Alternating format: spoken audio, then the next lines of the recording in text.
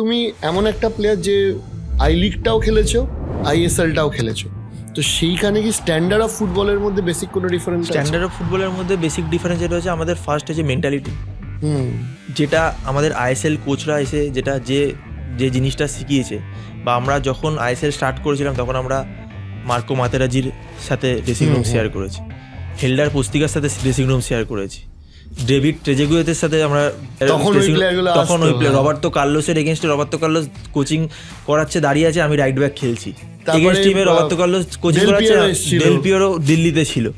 তো এনাদের মাইন্ডসেটটাই কিন্তু একটা আলাদা, যে মাইন্ডসেটটা এখনকার ইন্ডিয়ান প্লেয়ারদের মধ্যে হয়েছে। আজকে আমরা ইরানের সাথে খেলতে গেলে আমরা হয়তো হেরে যাব, হয়তো 2 গোল বা 3 গোল খাবো, কিন্তু আগেকার দিনের মতো আমরা 10 জন মিলে ডিফেন্ড করব না। ওরা যদি 5টা অ্যাটাক করে, আমরা 3টে অ্যাটাক করার ক্ষমতা রাখবো।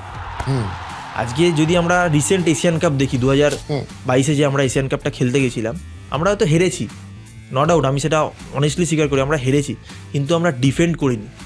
আজকে অস্ট্রেলিয়ার সাথে আমরা 2-0 গোলে আমরা হেরেছি, কিন্তু সুনীল ভাই একটা ওপেন হেডার পেয়েছিল, যেটা হয়ে গেছে। ওরা যদি 6টা অ্যাটাক করে, আমরা কিন্তু 3টে অ্যাটাক করেছি।